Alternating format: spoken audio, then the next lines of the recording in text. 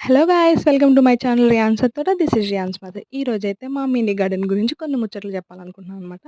So, first ఏంటంటే నిన్న మీకొక లాంగ్ వీడియో పెట్టాను కదా! మినీ గార్డెన్ గురించి. దాంట్లో ఒక ఒకరు నాకు కామెంట్ చేశారనమాట. ఏంటంటే ఈ బంతిపూ చెట్టు అనేది ఒక మొక్కగా పెడతాం కదా మనం. సో, అట్లా మొక్కగా పెట్టినప్పుడు అవి స్ట్రెయిట్‌గా పెరుగుతది. దానివల్ల ఏంటంటే ఎక్కువ ఫ్లవర్స్ రావంట. సో, అట్లా స్ట్రెయిట్‌గా పెరిగినప్పుడు దాన్ని స్టార్టింగ్ అంటే పైన చూపించాను చూడండి ఇప్పుడిట్లా. ఇలా కట్ చేసినట్లయితే బ్రాంచెస్‌గా విడిపోతాయి గదా! సో, అట్లా విడిపోవడం వల్ల ఎక్కువ ఫ్లవర్స్ వస్తాయంట. సో, నాకు ఇప్పటి వరకు తెలీదండి. ఆమె చెప్పడం వల్ల నేను కట్ చేస్తున్నాను. దాని రిజల్ట్ మంచిగుంటదనుకుంటున్నాను. ఎందుకంటే, నా వ్యూవర్స్ అనేది నాకు మంచే కోరుకుంటారని నేను అనుకుంటున్నాననమాట. సో, మీరు గూడా ఇలా ట్రై చేయండి. మీ ఇంటి దగ్గర గూడా ఇలా చెట్లు పెట్టినట్లయితే అలా స్టార్టింగ్ చేసి బ్రాంచెస్‌కొచ్చి ఎక్కువ ఫ్లవర్స్ వస్తాయంట. సో, మీరు ఖచ్చితంగా ట్రై చేస్తారని నేనైతే అనుకుంటున్నాను. థాంక్స్ ఫర్ వాచింగ్ అండి. Please subscribe. Thank you.